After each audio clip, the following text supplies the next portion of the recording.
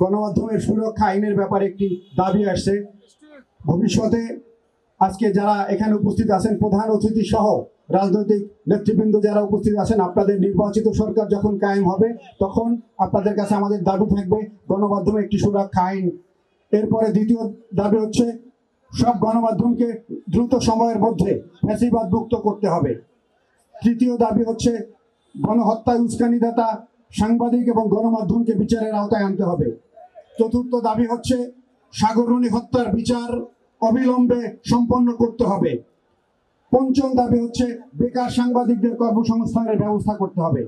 ষষ্ঠ দাবি হচ্ছে ফ্যাসিবাদী সরকারের রোশনালী পড়ে যে সমস্ত গণমাধ্যমগুলো বন্ধ হয়ে গিয়েছে সে সমস্ত গণমাধ্যমগুলো অবিলম্বে প্রচারের নিয়ে আসার জন্য তাদেরকে রাষ্ট্রীয়ভাবে সহযোগিতা দান করতে হবে।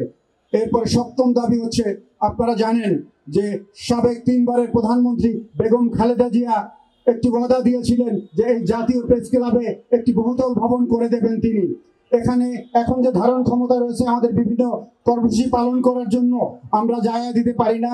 এই জন্য নির্বাচিত সরকার যখন আসবেন আপনাদের কাছে আমাদের দাবি হচ্ছে আপনারা জাতীয় প্রেস ক্লাবে একটি বহুতল ভবন প্রতিষ্ঠা করার ব্যবস্থা করবেন। এই দাবিগুলো আমরা সাংবাদিক সমাজের পক্ষ থেকে, ঢাকা সাংবাদিক ইউনিয়নের পক্ষ থেকে রাখছি।